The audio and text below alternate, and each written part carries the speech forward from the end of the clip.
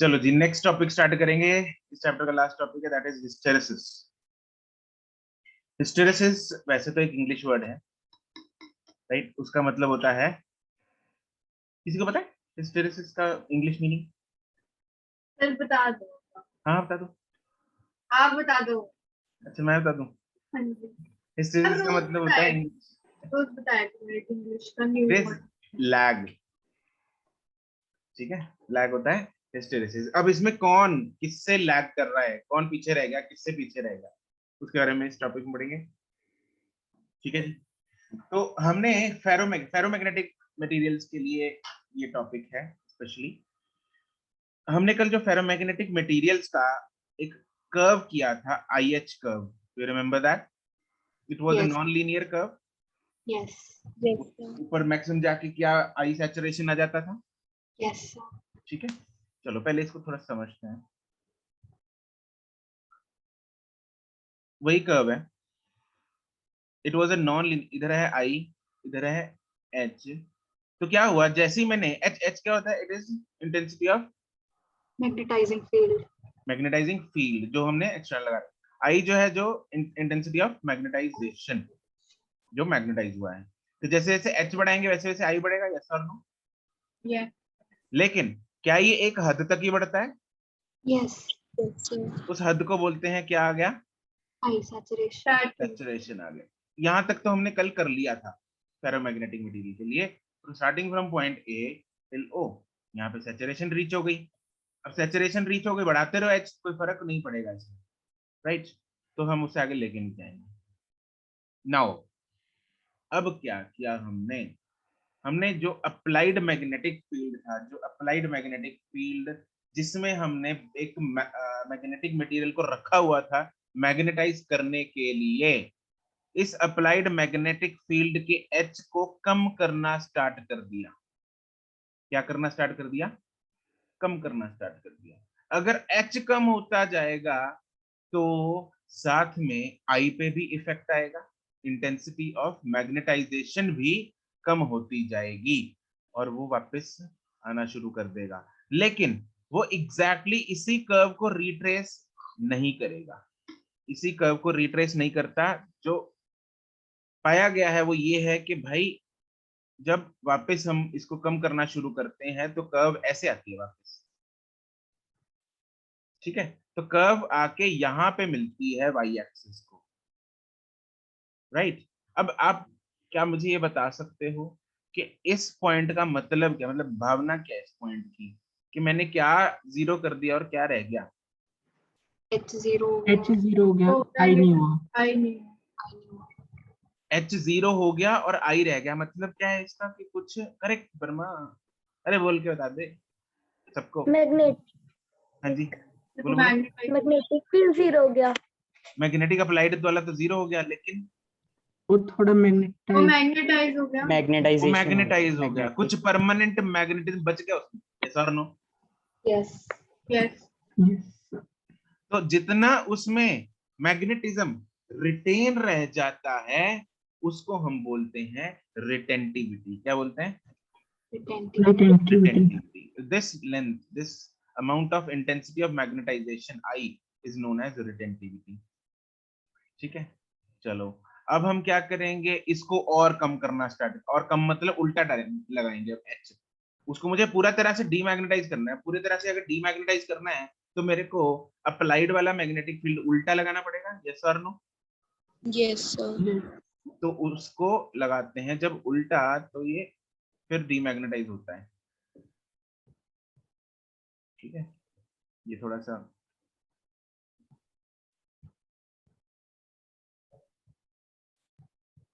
Curve,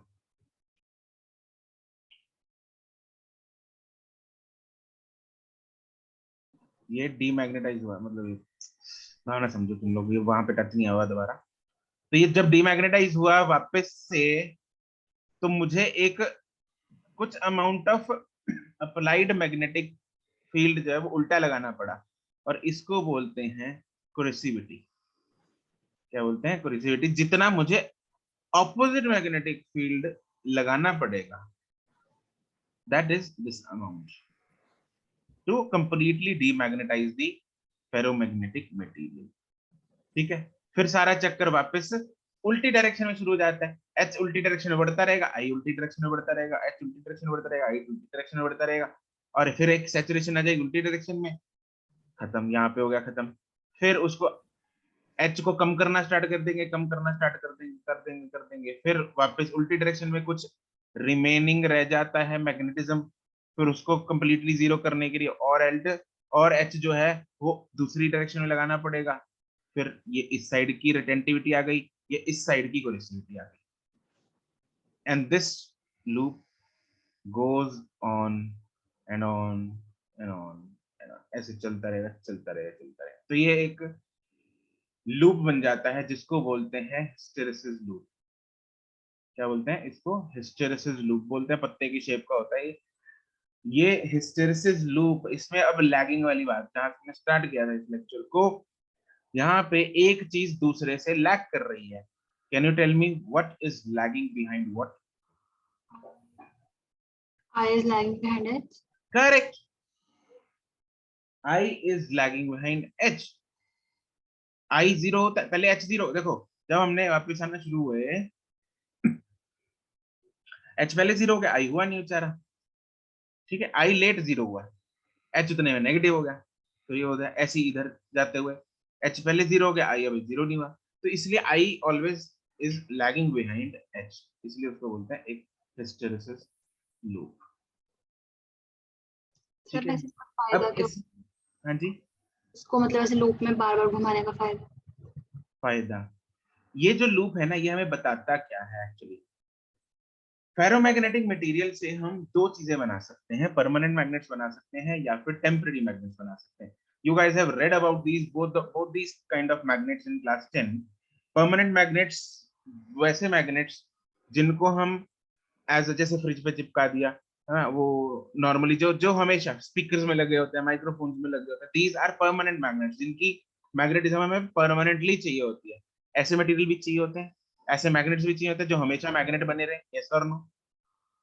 yes. ठीक है, और एक ऐसे मटेरियल भी चाहिए होते हैं भाई जिनको टेम्पररी, जिसको बोलते हैं, क्या बोलते हैं उसको? इलेक्ट्रोमैग्नेट। इलेक्ट्रोमैग्नेट्स। क्या बोलते हैं उनको? इलेक्ट्रोमैग्नेट्स। वो सोलेनोइड जैसी स्ट्रक्चर के बीच में घुसा दिया कोर, सॉफ्ट आयरन कोर जैसे, ठीक है, जैसे करंट दौड़ेगा तब वो मैग्नेटिक बिहेवियर शो करेगा, बंद कर देंगे करंट तो मैग्नेटिक बिहेवियर नहीं शो करता, या बहुत ही कम शो करता है, नेग्लिजिबल अमाउंट।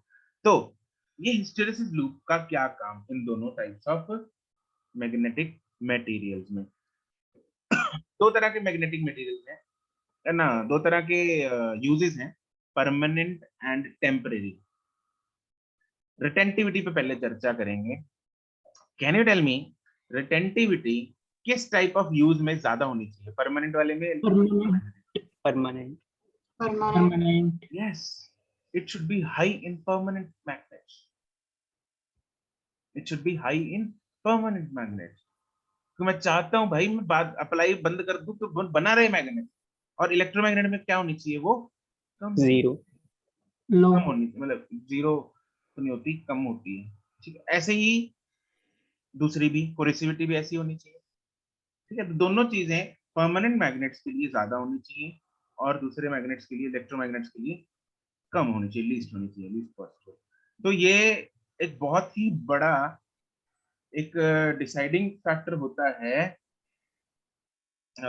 ये लूप बहुत ही हेल्पफुल रहता है मटेरियल्स को चूज करने में कि कौन सा मटेरियल जो है किस काम में आ सकता है। उसका ये लूप, जिसका लूप ये ब्रॉड बनेगा, मोटा बनेगा, उसको परमानेंट मैग्नेट की तरह यूज किया जाता है, जिसका पतला बनता है उसको इलेक्ट्रोमैग्नेट की तरह यूज किया जाता है।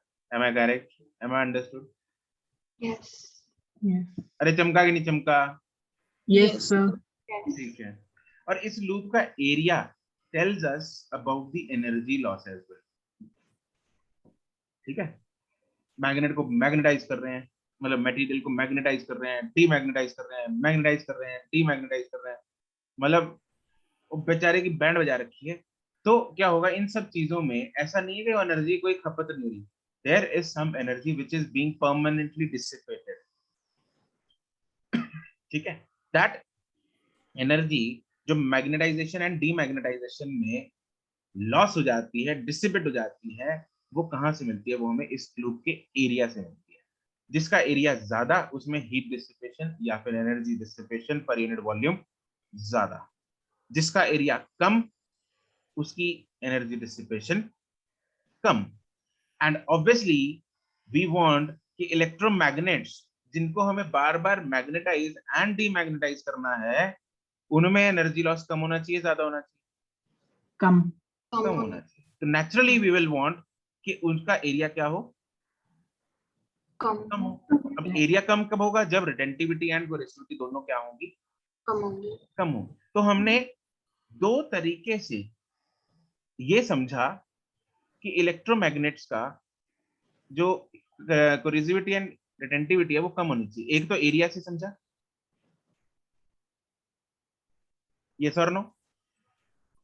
यस। और और दूसरा हमने किससे समझा? उसकी नेचर से, कि हाँ भाई वो रिटेन ना रखे अपनी मैग्नेटिज्म, उससे समझा कि हाँ रिटेंटिविटी उसकी कम होनी चाहिए। तो दोनों चीजें एक दूसरे को सपोर्ट करती हैं।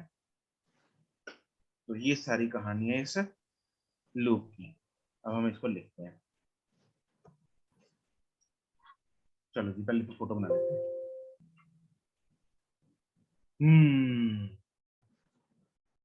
लूप अच्छा से बने, ये भी एक चैलेंज होता है।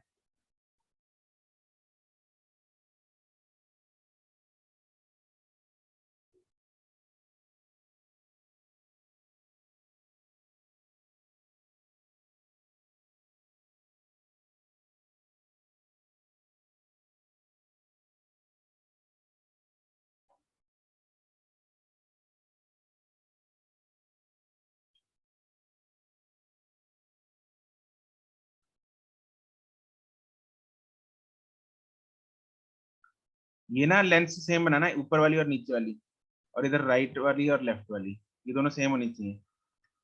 ओह, ठीक है। मतलब एग्जैक्टली तो कैसे बनाओगे? मिलती जुलती होनी चाहिए, ऐसे नहीं है बहुत भी फर्क डाल दिया।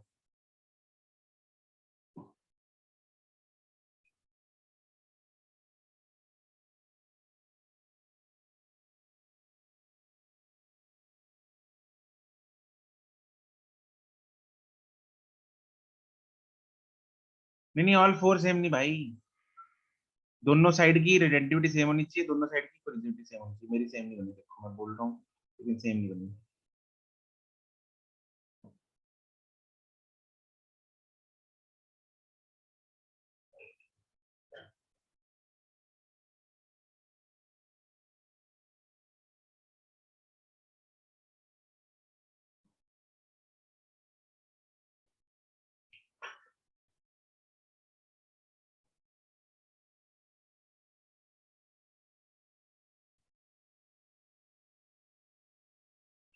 ये मोटू सा बन गया, परमानेंट मैग्नेट का बन गया ये। ऐसे जाएगा, इधर से ऐसे जाएगा, ऐसे जाएगा, ऐसे, ऐसे, ऐसे एंड ऐसे।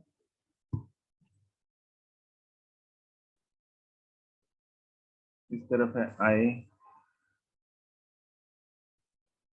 इस तरफ है एच।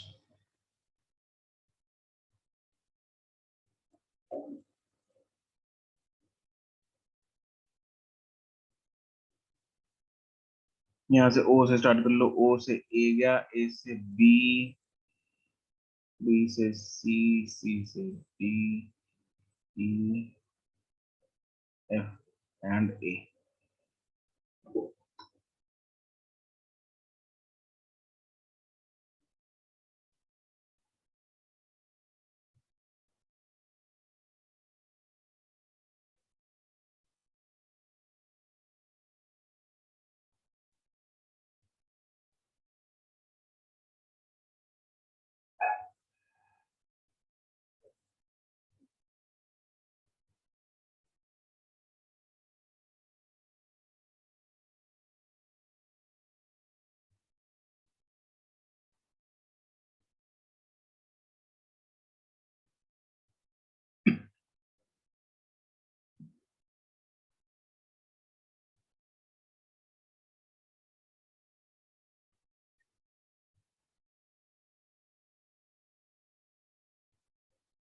बन गई फोटो? Yes, sir. तो लिखते हैं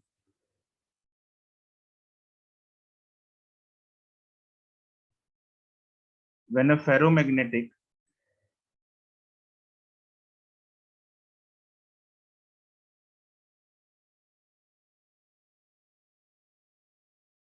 substance, a material is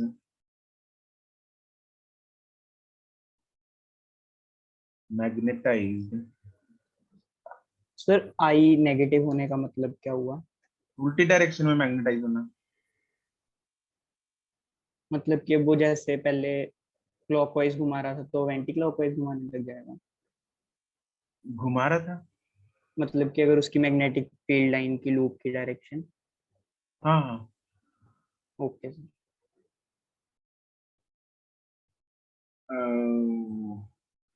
क्या पॉइंट लिखवा रहा था मैं? When a ferromagnetic material is magnetised,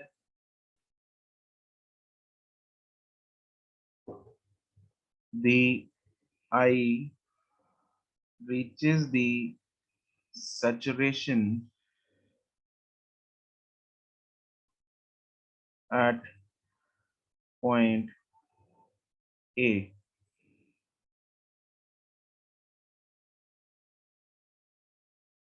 ठीक है।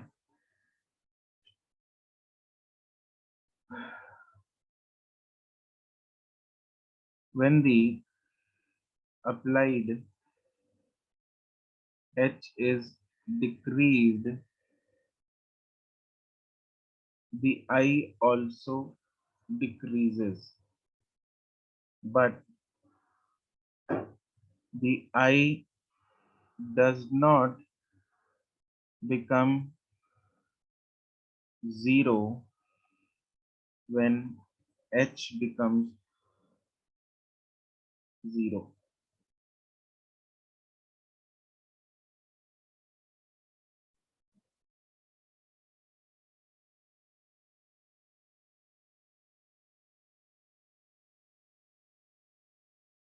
This amount of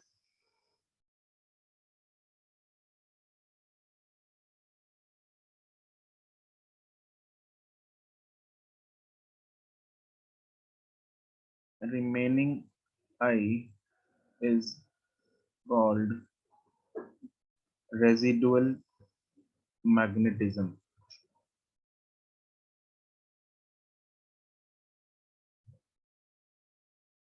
or retentivity.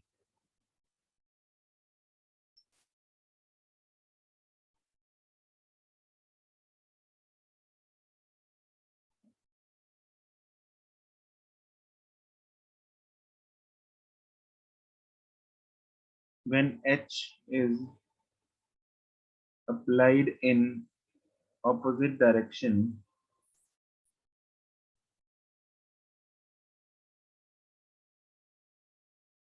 the I further decreases and becomes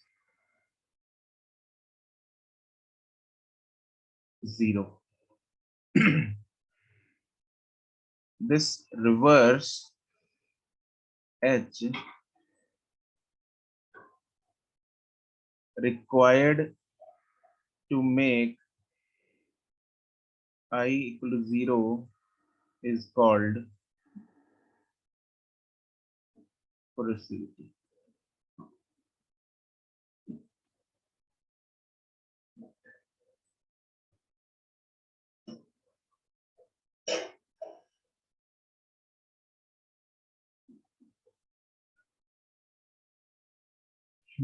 retentivity graph में है OB एंड OE, यहाँ पे लिख लो चाहे इस OB एंड OE, एंड कोरेसिविटी है OC एंड OF.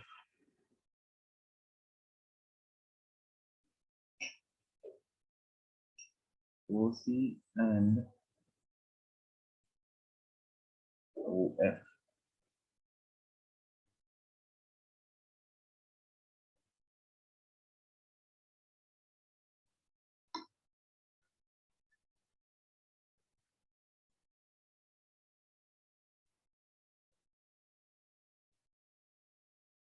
ठीक है, तो इसमें स्टार पॉइंट लिखते हैं।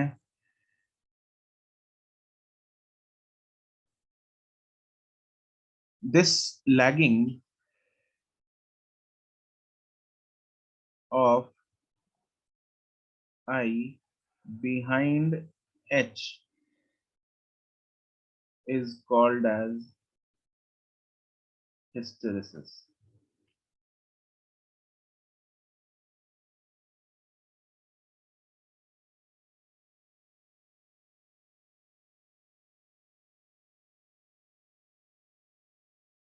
And the loop A, B, C, D, E, F, B, F, A is called hysteresis loop.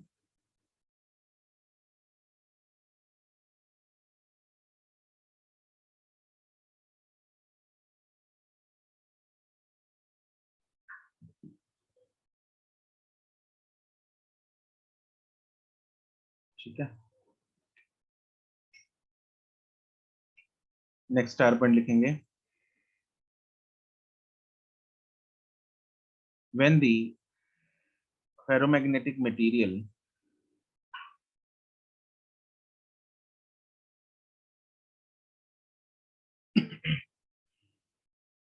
is magnetized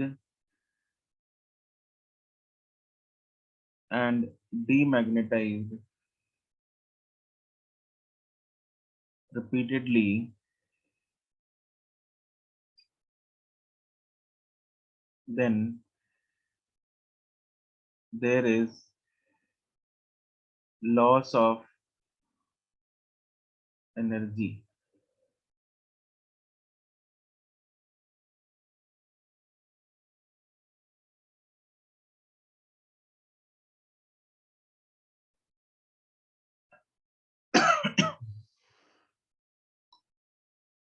ठीक है,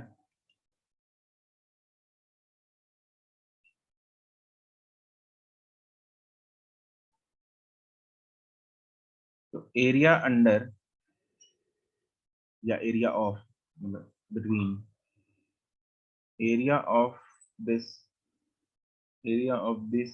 IH loop is equal to energy loss per unit volume in CGS units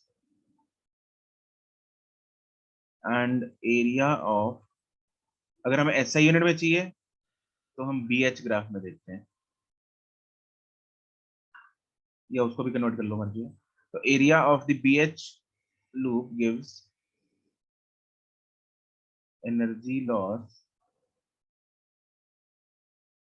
per unit volume in SI units.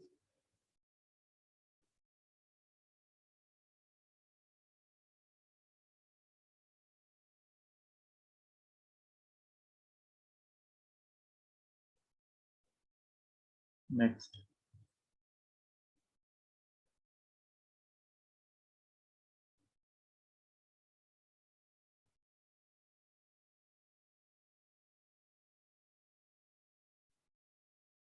ठीक है, यहां तक लिख लिया। This is energy loss per unit volume in per cycle, actually energy loss per cycle, वो एक area will tell the energy loss per unit volume per cycle. यहाँ पे लिखो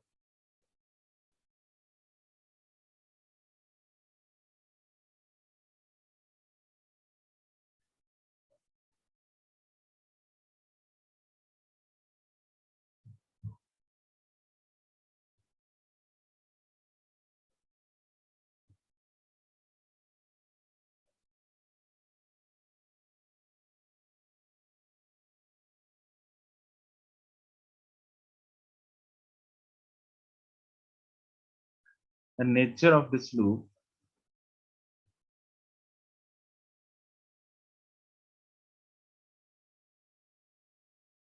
helps to identify the use of the ferromagnetic material, जैसे example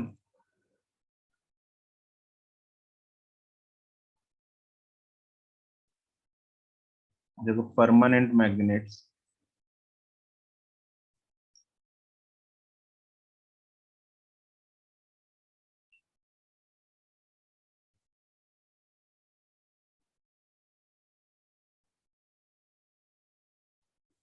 and temporary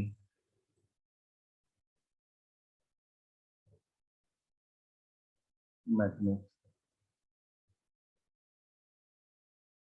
permanent magnets and temporary magnets की अगर हम retentivity बात करें, retentivity should be temporary, permanent की हाई हाई, टेम्पररी की low low,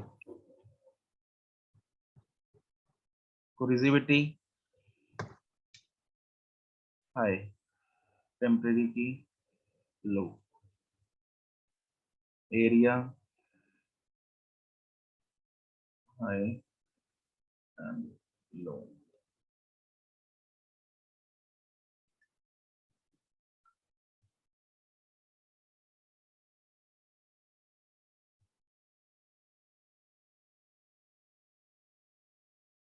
Temporary are electromagnets.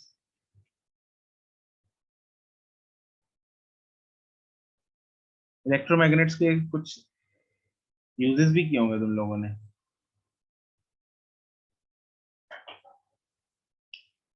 याद है? Yes. Yes, sir. ट्रांसफॉर्मर्स वगैरह में, व्हाई डू वी नीड, है कहाँ पे? ट्रांसफॉर्मर्स में हाँ, Loudspeakers. हैं? Speakers. स्पीकर में इलेक्ट्रोमैग्नेट्स नहीं यूज होते, दे आर परमानेंट मैग्नेट्स. अच्छा, इलेक्ट्रोमैग्नेट कुछ तो वगैरह में तो परमानेंट. लिफ्ट वेट्स के लिए होता है. हाँ, लिफ्टिंग वेट्स, राइट. बेल्स के लिए भी तो कोई होता है, किसी है बेल्स, और जो बेल्स होती हैं, electric bell. Electric bells. Bells में जो बेल लगी है ना इतनी बड़ी ड्रर बोलती क्लास के बाद, तो वो yes sir, that is an electromagnet. पहले पूरा बेल का वो करते थे वर्किंग का डायग्राम बना. हम्म.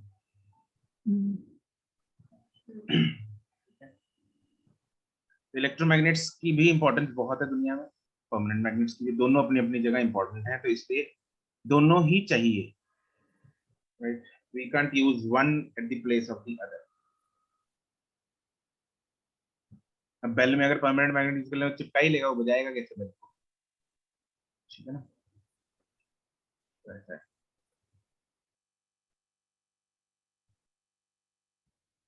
ठीक है, लिख लिया यहाँ तक? Yes right. सर जो IH ग्राफ है और BH ग्राफ है, इन दोनों की एरिया की डायमेंशन ही अलग अलग नहीं होगी? एरिया डायमेंशन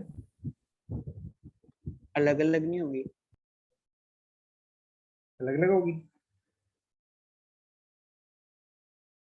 ऐसा यूनिट सेम नहीं है दोनों के आईएच की.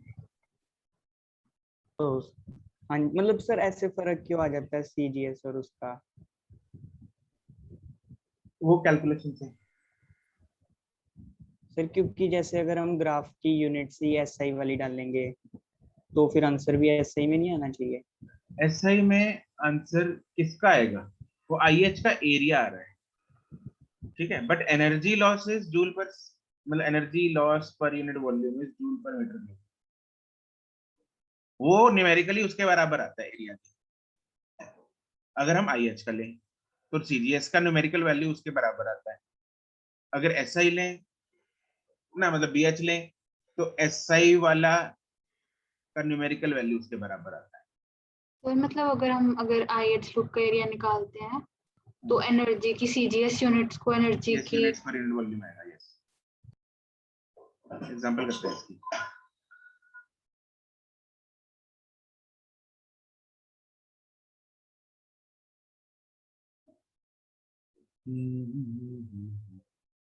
अच्छा, एक इसमें बताओ कि ससेप्टिबिलिटी किसकी ज्यादा होनी चाहिए, परमानेंट की टेम्परेरी की? दोनों भी हाई हो सकती है. और परमिएबिलिटी? वो भी दोनों की हाई हो सकती है. वो भी दोनों की होगी. तो परमिएबिलिटी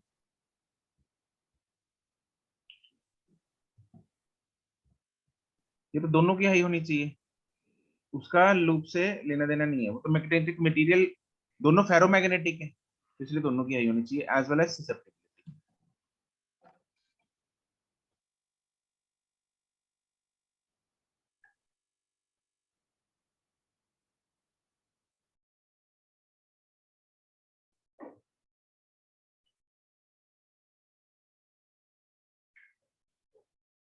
ठीक है,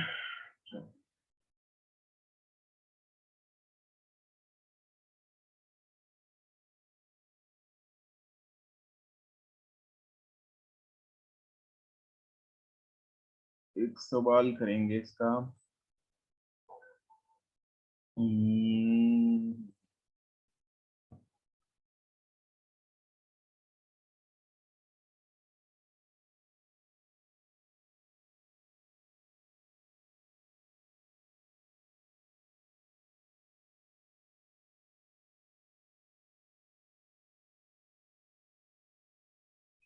そっか सवाल ढूंढने कर ली।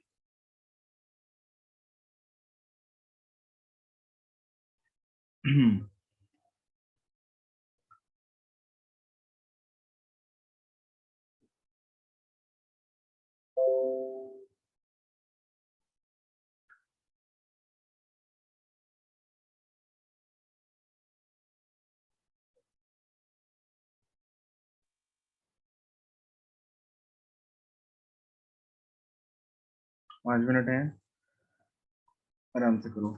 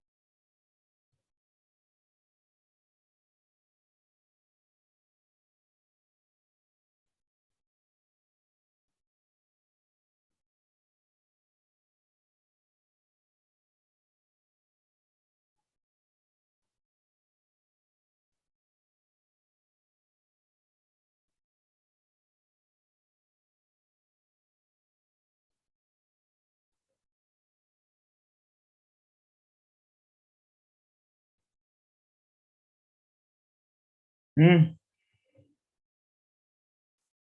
लग रहा है कुछ पता।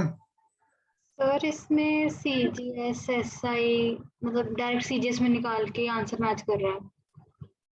सीजीएस में तो कुछ है ही नहीं, इसमें सब कुछ ऐसा ही में करो। तो डायरेक्ट वैल्यूज पुट करके जो आंसर आ रहा है वही। हाँ हाँ, ऐसा ही में एमकेएस भी ऐसा ही होता है, ऐसा ही का छोटा भाई है वो।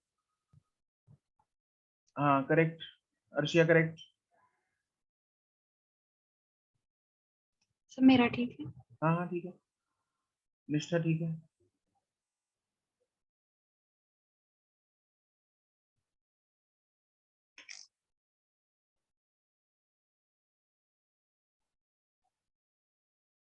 मिलन नहीं।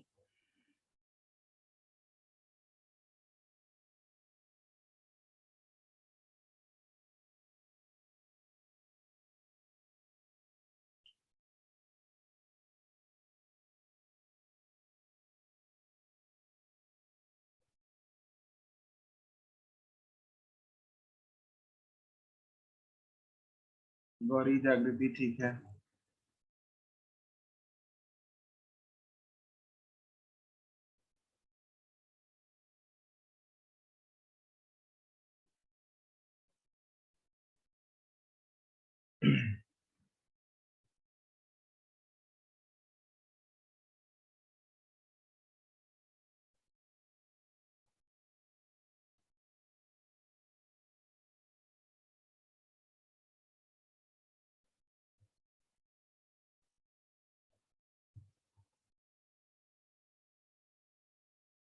हाँ मिलन अब ठीक है। क्या झोल किया था? मल्टीप्लाई करते 0 में मल्टीप्लाई। हम्म,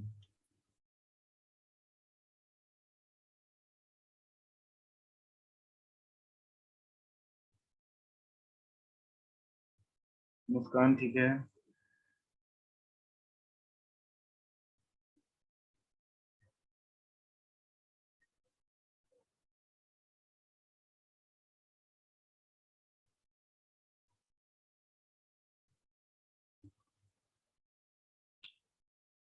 कशिश ठीक है।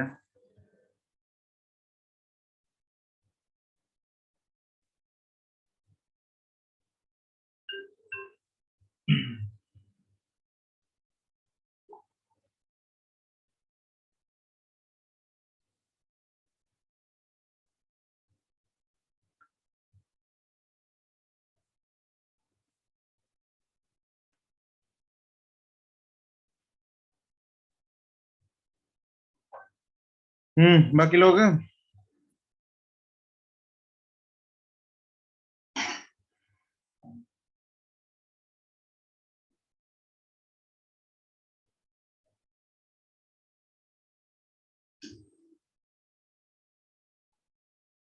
चलो देखते हैं इसको। A mass of a specimen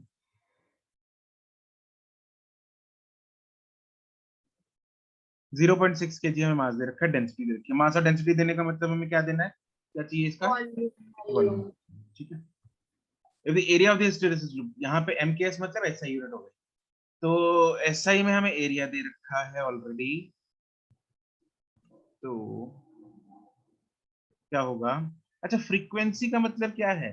50 hertz frequency is 50 cycle. One time period. हाँ मतलब इसका मतलब 550 साइकिल्स पर सेकंड। Yes sir. हमें निकालना है एक सेकंड में कितना एनर्जी लॉस हुआ, एक साइकिल में ना, एक सेकंड में कितना एनर्जी लॉस हुआ, और एक सेकंड में कितने साइकिल्स हो रहे हैं? 50 हर्ट्ज। ठीक है, तो दैट मींस एक सेकंड हैज 50 साइकिल्स। एक साइकिल का लॉस दे रखा है, एक साइकिल का लॉस एक एरिया से आता है, यस और नो? यस। तो loss of loss in one cycle, loss in one, ऐसे लिख लो, शुरू से करते हैं, कंफ्यूजन नहीं रहेगी। Energy loss per unit volume per cycle is equal to area, यही होता है। तो मुझे निकालना है एनर्जी, एनर्जी निकालनी है एक सेकंड में, उसको मैं क्या करूंगा, area into volume into number of cycles, ये कर देंगे, तो ये एक सेकंड का एनर्जी लॉस आ जाएगा। Therefore, energy loss in 1 second is equal to area is 0.72 into volume is mass upon density 0.6 upon 7.8 into 10 power 3 into number of cycles is 50 in 1 second। तो ये सॉल्व करके हमारे पास आ जाएगा 277.7 into 10 power minus 5 what. Clear? बहुत ही simple सवाल, ऐसे ही सवाल है इसमें बस, और कुछ नहीं, बाकी थ्योरेटिकल क्वेश्चन होते हैं। ठीक है जी, तो बस ये लास्ट टॉपिक था। इसको अब तुम लोग इसके रिलेटेड एक्सरसाइज जो है वो कर लेना, एक्सरसाइज 0-1 में और एक्सरसाइज 2 में। We will be discussing all the things on Monday, right? Clear? Okay, sir. Yes, sir. Crystal clear है? यस। ठीक, चलो फिर इसको हम करते हैं समाप्त।